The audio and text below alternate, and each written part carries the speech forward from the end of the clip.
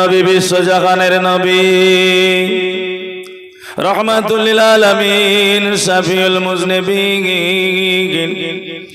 ওই দরজার সামনে দাঁড়িয়ে ঝরঝর ঝরঝর করে কান্না শুরু করে দিয়েছে।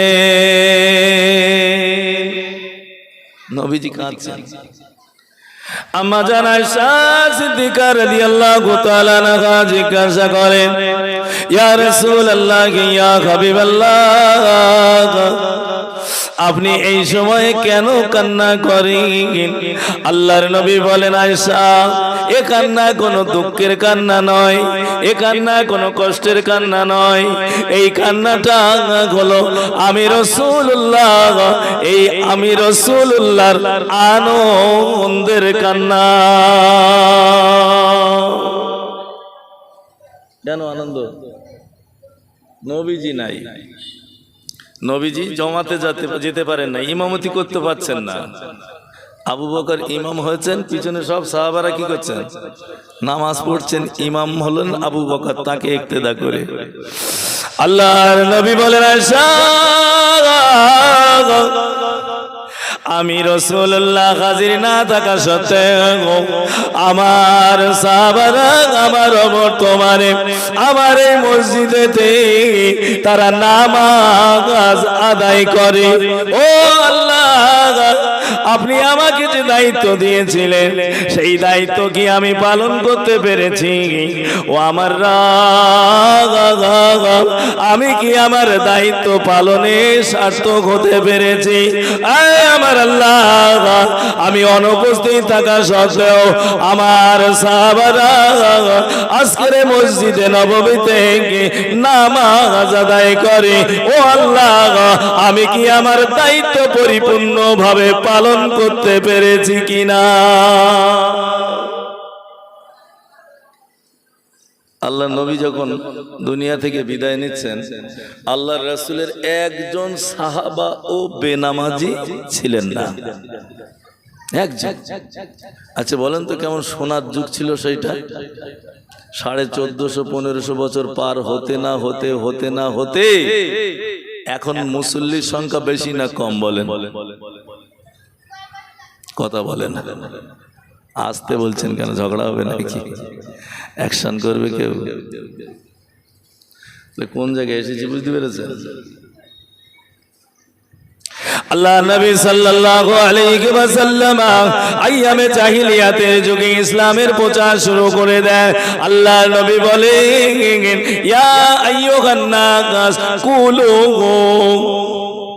হে মানুষ সকলেরা, কুলু তুফলিহুন, তোমরা বলো লা ইলাহা ইল্লাল্লাহ তুফলিহুন। আল্লাহ নবী বলে, ও মক্কার কাফেরেরা, ও মক্কার মুশরিকেরা, ও মক্কা মদিনার তামাম পৃথিবীর মুসলমানেরা, যদি তোমরা বলো আল্লাহ ছাড়া কোনো মাহবুদ নাই, তাহলে তোমরা সফল হয়ে যাবে, তোমরা কামিয়াব হয়ে যাবে। ও মুসলমান, আমরা লা ইলাহা ইল্লাল্লাহ বলা মানুষ আছি, সেই সময় নামাজ ফরজ হয় নাই, সেই সময় রোজা ফরজ হয় নাই, সেই সময় যাকাত ফরজ হয় নাই, হারামের কোনো আয়াত আসে নাই, পর্দার কোনো আয়াত আসে নাই। সেই দিনেতে সেই সময় আল্লাহ নবী যখন দিনের প্রচার শুরু করেছিলেন, সেই সময় শর্ত ছিল, তোমরা যদি বলো লা ইলাহা ইল্লাল্লাহ, তাহলে তোমরা সফল হয়ে যাবে, সফল হয়ে যাবে। সেদিনে নামাজের দরকার ছিল না, কারণ তখন নামাজ ফরজ হয় নাই। সেদিন হজের কথা নবীজি বলেন নাই, যাকাতের কথা বলেন নাই, শুধু বলবে লা ইলাহা ইল্লাল্লাহ, আল্লাহ ছাড়া কোনো মাবুদ নাই। আল্লাহর নবী বলেন, এই কথাটা বললে তোমরা ইহকাল পরকালে কামিয়াব হয়ে যাবে। প্রথম কথা ছিল না, লা ইলাহা ইল্লাল্লাহ বললে কি হবে? তোমরা সফল হয়ে যাবে, শুধু এই কথাটাই ছিল। কিন্তু সর্বপ্রথম এই কথা অমান্য করেছিলেন কে জানেন? নবীর চাচা, নিজের চাচা। মোহাম্মদ, তুমি কি বলছো? কি বলো তুমি? আচ্ছা, একটা কথা আছে না, ঘর শত্রু কি বিভীষণ, একটা প্রবাদ বাক্য আছে। তো নবীজির এই কথার প্রথম বিরোধিতা করলেন কে? নবীজির নিজের চাচা, নাম আবু লাহাব। আল্লাহ নবী দ্বীনের প্রচার করেন, লা ইলাহা ইল্লাল্লাহ বলতে বলেন। আবু লাহাব এত রাগা রেগে যায়, নিচের থেকে পাথর তুলেছেন। আল্লাহর নবীর দিকে তাকিয়ে আবু লাহাব পাথরটা তুলে ধরেছেন, পাথর তুলে ধরেছে। আল্লাহ নবীর দিকে ছুঁড়ে মেরেছে। আল্লাহর নবী ছুঁড়ে মারার কারণে আল্লাহর রাসূলের মাথায় লেগে গেল। আর ওই পাথরের আঘাতে সর্বপ্রথম আল্লাহর নবীর শরীর মোবারক থেকে রক্ত ঝরে যায়। প্রথম রক্ত ঝরল নবীজির। কোন দিনে? যেদিন বলেছেন বলো লা ইলাহা ইল্লাল্লাহ তুফলিহুন। সফলতা যদি পেতে চাও তোমাকে অবশ্যই বলতে হবে লা ইলাহা ইল্লাল্লাহ। মার খেলেন, প্রথম মার। নবীজি কি তার দায়িত্ব ছেড়ে দিয়েছিলেন? আমি মাদ্রাসায় ক্লাস 7 একটা আরবি সাহিত্য বই পড়াই। সেখানে আছে ছোট ছোট বাচ্চা, তারা 13-14 বছর বয়স তাদের। তো সেখানে একটা প্রবন্ধ আছে, তার মধ্যে আমাদের জানা একটা কথা সেখানে আছে, রাসূলের হাদিস। রাসূলুল্লাহ বলেছেন যে তোমাদের বাচ্চাদের যখন বয়স 7 বছর হয় তখন তোমরা তোমাদের বাচ্চাদের নামাজের আদেশ করো, নামাজের আদেশ করো। আচ্ছা, বুকে হাত দিয়ে একটু বলি তো, আমার ছোট্ট 7 বছরের শিশুটার আমরা কি সত্যিকারেরই কোনোদিন নামাজের কথা বলেছি? বলা হয়নি তো। তা সেখানে একটা গল্প ছলে বলেছে, একটা লোক, তার ছোট একটা বাচ্চা, 7 বছর বয়স হয়েছে, ছেলে। তা বাবা বলছে, বাবা তোমাকে নামাজ পড়তে হবে। নামাজ পড়তে হবে বললেই কি সে নামাজ পড়তে পারবে? সূরা কিরাত এটা ওটা সব শিখতে হবে। তো কি কপাল ভালো ছেলেটার, বাপ হলো কোরআনের হাফেজ আর মা হলো সেও কোরআনের হাফেজ। মাও হাফেজ, হাফেজা, বাপও হাফেজ। ছেলেটা যখন শুনলো নামাজ পড়তে হবে, ছেলেটা খুব আনন্দ। ছেলেটা তখন বলছে, যখন আমার 7 বছর বয়স হলো না, তার আগে আমি কোরআন শরীফের বহু সূরা আমার মার কাছ থেকে শিখে ফেলেছি। একটু জোরে বলেন না সুবহানাল্লাহ। আর আমার আব্বার কাছ থেকে না অনেক অনেক দোয়া শিখে ফেলেছি। কিচ্ছু মনে করবেন না, ভুল বুঝলি হবে না। আমার সমাজে আছে না, মুরব্বীদের কথা বলছি। যদি এটা অন্যায়, সন্তানের জন্য আমি যে কথাটা বলবো এটা মারাত্মক অন্যায়। এই কারণে সন্তান তুমি যেই হও না কেন, তোমার জাহান্নামে যাওয়াও লাগবে। যদি পিতামাতার বৃদ্ধ বয়সে কষ্ট দাও, ভালো খেতে না দাও, সেবা না করো, তাদের প্রয়োজন যদি না মেটাও, তুমি হাফেজ সাহেব হও, মাওলানা সাহেব, মুফতি সাহেব, কারি, ইয়া থেকে পীর বানেগা। যদি তুমি পীর সাহেব হও, জান্নাতে তুমি যেতে পারবে না, এটা ঠিক। তবে আমি বাপ মাদের একটু বলি, এই ছোট্ট বাচ্চা 7 বছর বয়সে তার মা বাবা কোরআনের অনেক অংশ শিখিয়ে ফেলেছে, অনেক দোয়া শিখিয়ে ফেলেছে। আমরা যারা মা বাবা, এটা কি আমার আপনার দায়িত্ব ছিল না? এখন বৃদ্ধ বয়সে যে ওই ছেলে যদি ভাত না দেয়, খেতি না দেয়, কাপড় চোপড় না দেয়, অসুস্থ হলে যদি ঔষধ কেনার ব্যবস্থা না করে, অবশ্যই সন্তান অন্যায় করছে, সেটা আমি আগেই বলে দিয়েছি। কিন্তু আমাদের কি ত্রুটি কিছু হয়ে যায় না এই পিছনে? হয়নি বলেন? হয়ে গেছে। ওই ছোট্ট ছেলেটা যখন তোর বাবা বললো, বাবা তোমাকে নামাজ পড়তে হবে, ওই ছোট্ট ছেলেটা বলে, আব্বাজি আমি তো একদিনও এখন নামাজে দাঁড়াই না ভাই। আমি কোরআনের আয়াত জানি, সূরা জানি, আমি অনেক দোয়া কালাম জানি, কিন্তু আব্বা আমি তো এখনো একদিনও নামাজে দাঁড়াই নাই। এমনি গেছে ঈদের নামাজের বাচ্চারা যেরকম গেছে। ওই সময় ছোট্ট ছেলেটা আব্বাকে বলে, আব্বা আপনি তো নামাজে যান, আমাকে আপনার সঙ্গে নিয়ে যাবে। চাষির ছেলে চাষ শিখতে কি লেখাপড়া শিখতে হয়? কথা কয় না। চাষির ছেলে চাষ শিখতে কি কোনো কলেজে পড়তে হয় নাকি? হ্যাঁ, পড়ার ব্যবস্থা আছে, পড়ার ব্যবস্থা আছে। কিন্তু আমার এই আপনার কি বলে খাপুর গ্রামে আমার দাদা ছিল চাষি, আমার দাদার বাপ ছিল চাষি, আমার বাপ চাষি, আমি এখন তাদের ঘরের সন্তান। আমি কি স্কুলে যে কোনো কলেজে যে পড়ে শুনে চাষ শিখে আসবো নাকি? এই খাপুর গ্রামের কোন চাষি কোন কলেজে পড়ে চাষ শেখে নাই। যে বাড়িতে চাষ থাকে, যে বাড়ির মানুষটা চাষি হয়, তার সন্তানেরাও বাপের সাথে সাথে চাষ শিখে ফেলে। তাকে কোনো কলেজে যেতে হয় না, তাকে ইউনিভার্সিটিতে পড়তে হয় না। যে বাড়িতে ডাক্তার থাকে, তার সন্তানটা রোগী আর ডাক্তার এই দুটোর সমন্বয়ে বিভিন্ন কাজ দেখে দেখে পেট নামলে কি ওষুধ দিতে হয় সে শিখে যায়, জ্বর হলে কি ওষুধ দিতে হয় সে শিখে যায়, যন্ত্রণা হলে কি ঔষধ দেয় সেটা জেনে যায়, তার আঘাত লাগলে কোন ঔষধ দিতে হয় সে সেটা জেনে যায়। আয় মুসলমান, নবী আমার দুনিয়া থেকে বিদায় নিলেন যখন, একজন বেনামাজি ছিল না। আজকে ১৫০০ বছর পার হতে না হতে তামাম মুসলমান গ্রামগুলোর দিকে লক্ষ্য করে দেখুন, নামাজির থেকে বেনামাজি বেশি হয়ে গেছে। তার কারণ আমি অন্য কারো বলবো না। আমি বাপ আমার দোষ, আমি মা আমার দোষ। আমার ছেলেকে নামাজের কথা 7 বছরে বলি নাই, আমার আমি মা আমি দোষী। আমার ছেলেকে সূরা কেরাত শেখাই নাই, আমি নিজে নামাজি না, আমার স্ত্রী নামাজি না। আমার সন্তানকে কোন মুখে নামাজের কথা বলবো? কোন মুখে বলার মুখ আছে আমার আপনার? বলে রাগ করছেন নাকি আমার কথা? এই আস্তে আস্তে বলছেন মানে রাগ করছেন? ভাই আপনার সঙ্গে আমার সত্যতা নেই, ঘটনা যেটা সেইটা বলছি, এটাই ঘটনা। আছে না, গল্প শোনা আছে না?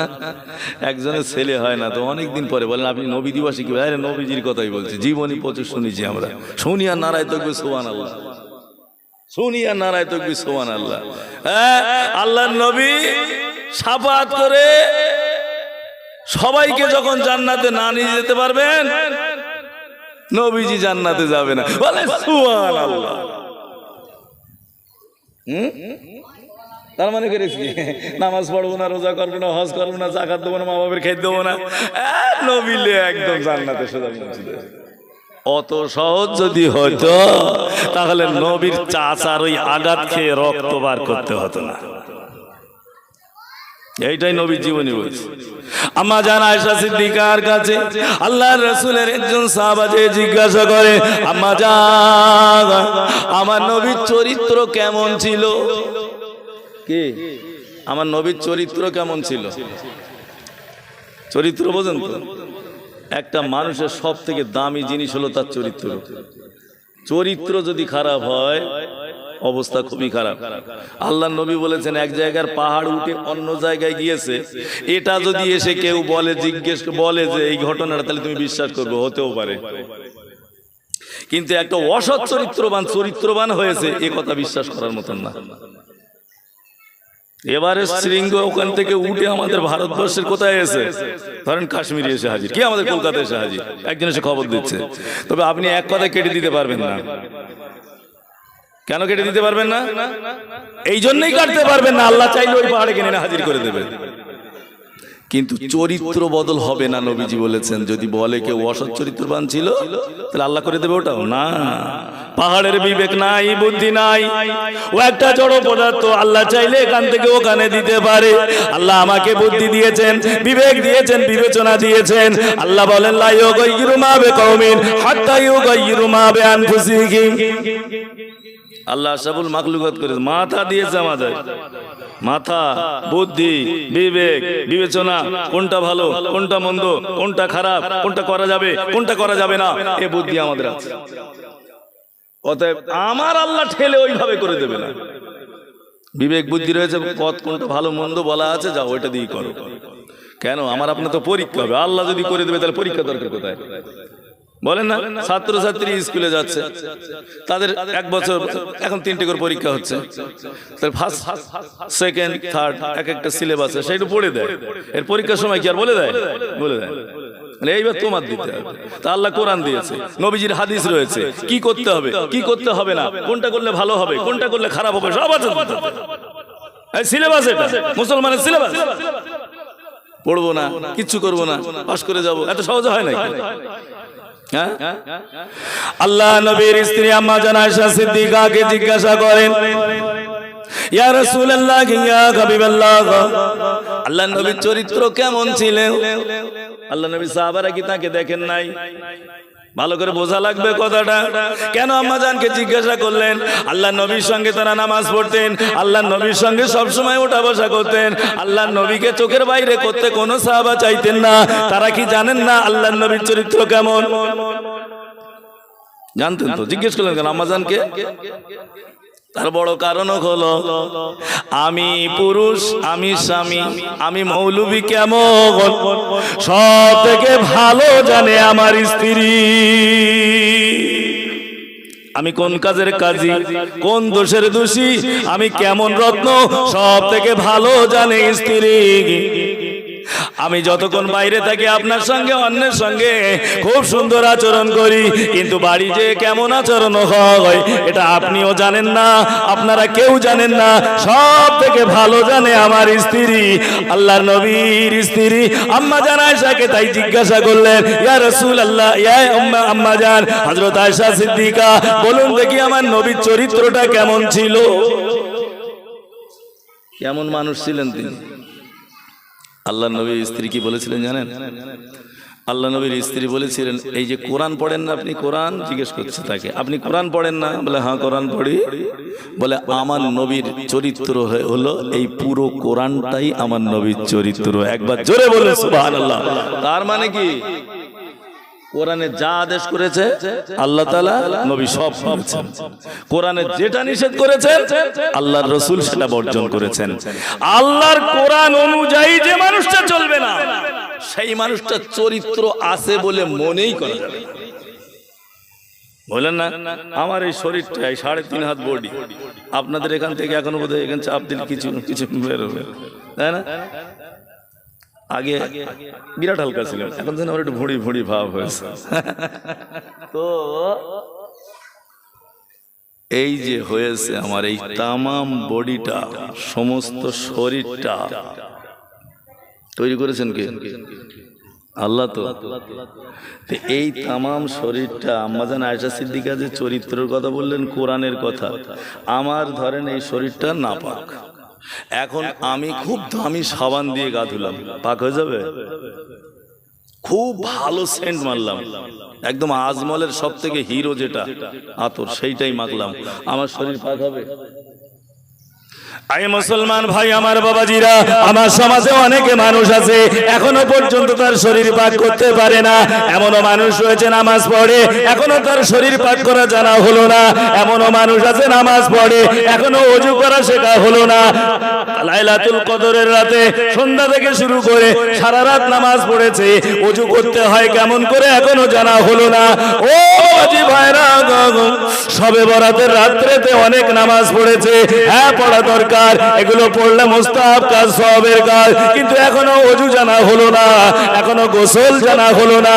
কারণ কোরআনের সঙ্গে সম্পর্ক নাই, হাদিসের সঙ্গে সম্পর্ক নাই, দ্বীন শরীয়তের সঙ্গে সম্পর্ক নাই। ইচ্ছা হয় নামাজে যায়, ইচ্ছা হয় না নামাজে যাই না। এই যদি আমার চরিত্র হয়, কোরআনের হুকুম অনুযায়ী যদি আমি না চলি, আল্লাহর নবীর হুকুম অনুযায়ী যদি না চলি, এক কথা শরীয়ত অনুযায়ী যদি আমি না চলি, যেমন সাবান দিয়ে ধুইলে আমার শরীরটা পাক হয় না, আমার আপনার মধ্যে যদি আল্লাহর কোরআন অনুযায়ী চলার ক্ষমতা না থাকে, না চলি, তাহলে আমার চরিত্রটাও ভালো হবে না, চরিত্র ভালো হবে না। ও ভাই, নবী দিবস আজকে পালন করছেন আপনারা, অনেক কথা শুনতে হবে। আমার পরে আরো একজন বক্তা আছেন, তিনিও অনেক কথা বলবেন, তার কথা শুনবেন।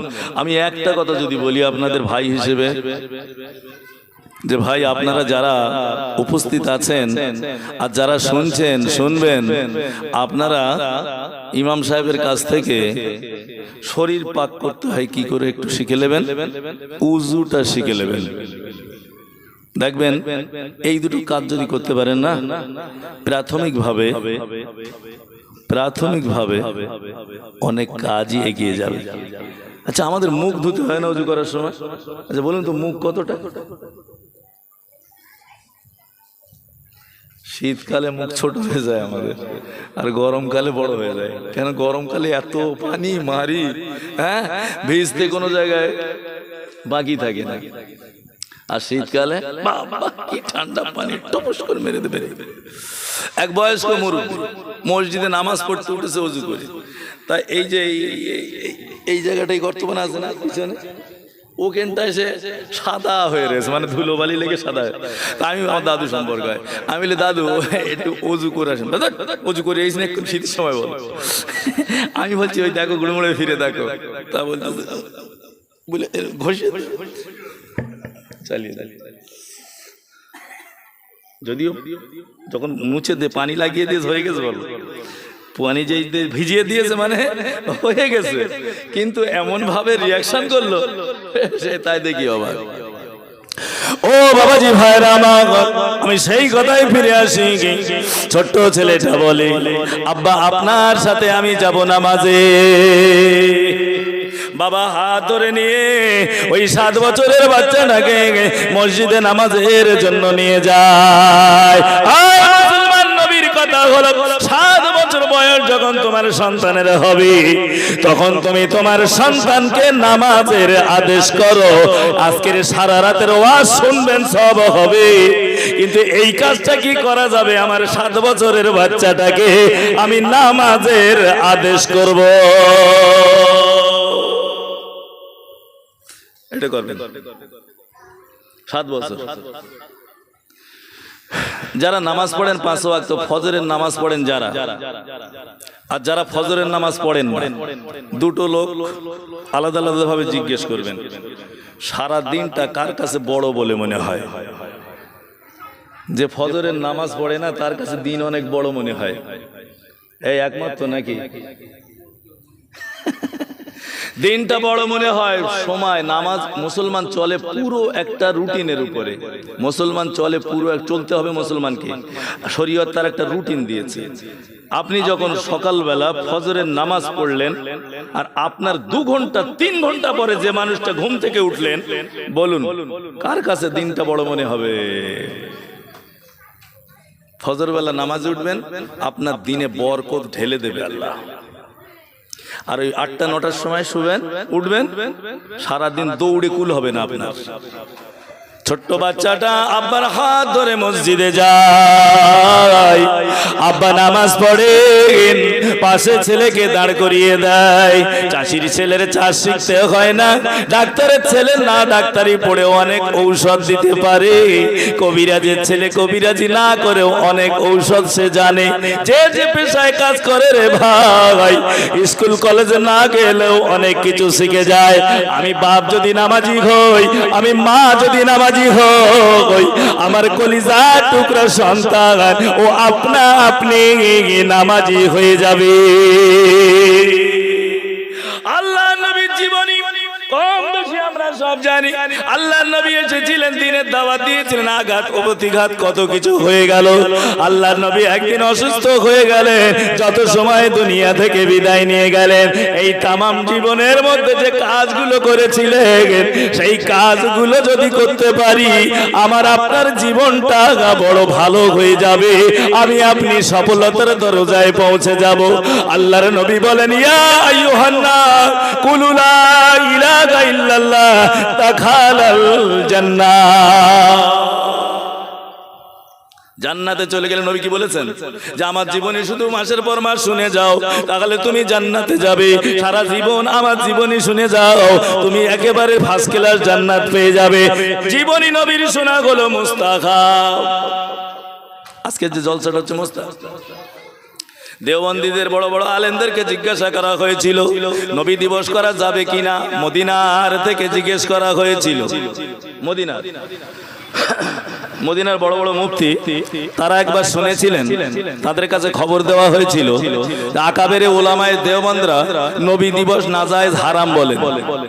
তো মদিনার সেই মুফতি সাহেবেরা লিখিতভাবে ভারতবর্ষের দেওবন্দ উত্তরপ্রদেশে মসলা জিজ্ঞেস করেছিলেন, যাই নবী দিবস করা জায়েজ কি জায়েজ না। বইটা হলো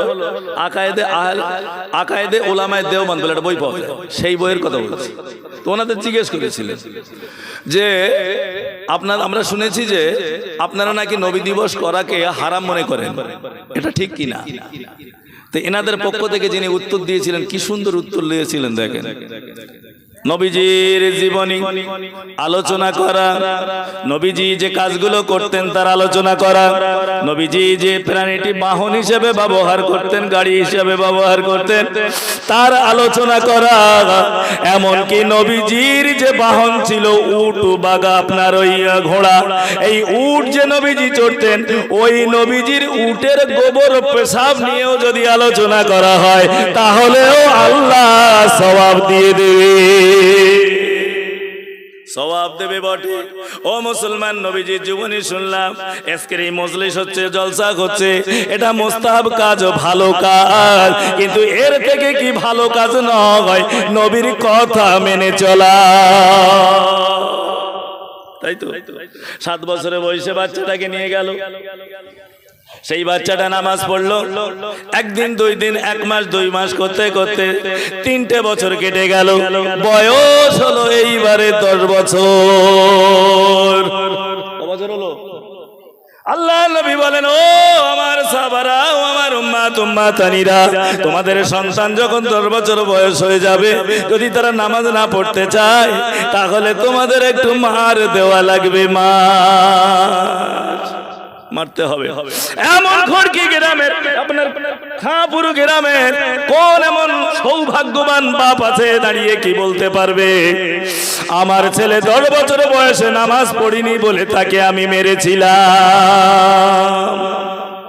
পারবে কেউ?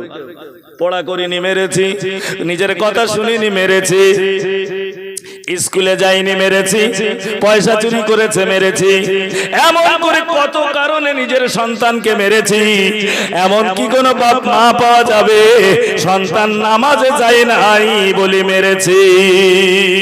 আল্লাহ নবী বলেন 10 বছর বয়স হলে তোমরা তোমাদের সন্তানকে মারবে নামাজের জন্য। এ মার এমন মার নয় ভয় দেখানোর জন্য যেমন মারতে হয়, এমন নয় মেরে হাত ভেঙে দিলাম, এমন নয় যে মেরে পা ভেঙে দিলাম, এমন নয় যে মেরে তাকে আঘাত প্রাপ্ত করে দিলাম, এমন মার নয়, হালকা মারের কথা বলা হয়েছে। ও বাবাজি ভাইরা, 7 বছর বয়স থেকে যদি ছেলেটাকে সুন্দর করে নামাজি বানানোর চেষ্টা করি, 10 বছর বয়সে তাকে মারতে আর প্রয়োজন লাগবে না। ওই বইয়ের কথাটা বলছিলাম, ওই ছেলেটার যখন 10 বছর বয়স হলো, ওই সময় বাবা বলে, বাবা রে তুমি আজকে 10 বছরে পৌঁছে গিয়েছো, বাবা এখন যদি তুমি নামাজ না পড়ো আমি কিন্তু তোমাকে মারবো। ছোট্ট 10 বছরের ছেলেটা এর মধ্যে নামাজের কায়দা কুল্লিয়া সব শিখে ফেলেছে। ও তো 7 বছরের আগেই মায়ের কাছ থেকে সূরা ফাতিহা শরীফ, আলাম তারা কাইফা ফালা, সূরা ফিল, এমন করে বড় বড় অনেক সূরাও সে শিখে ফেলেছে। বাপের কাছ থেকে দোয়া কালাম অনেক শিখে ফেলেছে। 10 বছর বয়স হলো, বাবা যখন ওই কথাটা বললেন, ওই সময় ছোট্ট 10 বছরের ছেলেটা নিজের আব্বাকে ডেকে বলে, আব্বু এই 3 বছর যেমন নামাজ পড়ে আসছি, আপনার আমাকে মারা লাগবে না, আল্লাহ যতদিন বাঁচিয়ে রাখবে আমি নামাজ ছাড়ব না। সব জিনিস তৈরি করতে গেলে শ্রম দিতে হয়। একটা লোকের 5টা বাচ্চা কি 2টো বাচ্চা কি 1টা বাচ্চা, তার জন্য কত কি করে। আমাদের মুসলিম ফ্যামিলির কথা বলছি, মুসলিম। আমার ছেলেটা ভালো থাকবে কি করে তার জন্য চেষ্টা করি, আমার ছেলেটা খাবে কি সেটা চেষ্টা করি, আমার পরে আমার ছেলেটা কোন ঘরে থাকবে সে ব্যবস্থা করি। মুসলমান, এই সময় দিতে দিতে এই কাজে ওই কাজে দিতে দিতে ছেলেটার পিছনে সময় দেওয়া হয় না। সোহরব খান বলে একজন প্রফেসর বলেছিলেন, বাপেরা আসে আমাকে বলেন, স্যার আমার সন্তানের জন্য দোয়া করবেন, আমার সন্তান যেন মাস্টারও হতে পারে, আমার সন্তানের জন্য দোয়া করবে, ইঞ্জিনিয়ারিং পড়ছে, ইঞ্জিনিয়ারিং করছে, ও যেন ভালো ইঞ্জিনিয়ার হতে পারে। কোন বাপ গার্জেন এসে বলে, স্যার আমার ছেলেটা ওকালতি পড়ছে, ভালো যেন উকিল হতে পারে। এমন করে ছেলের বাপেরা আমার কাছে এসে দোয়া চায়, এমন করে কথাগুলো বলে। আজ পর্যন্ত এমন একটা বাপ পেলাম না যে বাপ আমার কাছে দোয়া চেয়েছে, স্যার দোয়া করবেন আমার ছেলেটা যেন মানুষের মতো মানুষও হতে পারে। এ দোয়া একজনও চাই না আমার কাছে, কেউ চাই না। যদি আমার ছেলেটা মানুষের মতন যেন মানুষ হয়। হ্যাঁ ও বাবাজি ভাইরা আমার, ছোট্ট ছেলেটা বাপকে ডেকে বলল, বাপ আর কোনোদিন আপনাকে বলতে হবে না, আমাকে মারারও প্রয়োজন হবে না, আমি যেমন ভাবে 3 বছর ধরে নামাজ আদায় করছি, আমি যতদিন বেঁচে থাকবো এইভাবেই নামাজ আদায় করে যাব। আপনি কি জানেন এটা আল্লাহর রাসূল বলেন, সালাতু ইমাদুদ্দিন, নামাজ হলো ইসলামের খুঁটি। আল্লাহ নবী বলেন, যে ব্যক্তি নামাজ পড়ে না ওই ব্যক্তি ইসলামের খুঁটিকে ধ্বংস করে দেয়। আয় বেনামাজি ভাই বাবাজি মায়েরা বোনেরা রে, নবী দিবস দিয়েছেন ভালো কথা, সবের কাজ, কিন্তু এ যদি না করা হয় ইসলামের খুঁটি ভাঙা হবে না। আর আমি আপনি যদি নামাজ না আদায় করি, যে নবী দিবস পালন করি, ওই নবী বলেছেন তুমি যদি নামাজ না পড়ো ইসলামের খুঁটিটা তুমি ভেঙে দিলে। ইসলামের খুঁটি ভাঙে বেশি লোকে না, আরে 10 জন 20 জন 50 জন মুসল্লি 500 লোক ধরে নিকেন বাস করে, নামাজ পড়ে কজন ধরে নিলাম বেশি বেশি 50 জন, বেশি বেশি কজন একসঙ্গে কজন গ্রামে 50 জন না গেল, হ্যাঁ তাও ফজরের বেলা কত হয়? 6-7 জন। এই দেখো মনোহর সাহেব বলছে 6-7 জন। তারপরেও এখন অন্তত আজানটাও ঠিক মতো একটু হচ্ছে, কেন বলেন দিন, মাস জানে কে বাদ থোড়া মেলেগা না, ওই জন্য অন্তত নামাজটা আজানটা ইমাম সাহেব আর পালাতে পারছে না আমার ভাই, আর মুয়াজ্জিন সাহেব আমার তো 1,500 করে দেয়, কি হবে? আর না হলে কি কমিটি দেয়, তুমি আসনি কেন? এই কমিটি হয়েছে তুমি, শুধু দোষ মুয়াজ্জিন, সব কাজ মুয়াজ্জিন আর ইমাম করবে, তুমি কি করবা? হ্যাঁ, আবার অনেক কমিটির লোক বলে, দূর ওদের তো দেয়, আমাদের তো কিছু দেয় না, কত আল্লাহ জানিস আমি বিনা পয়সায় করি।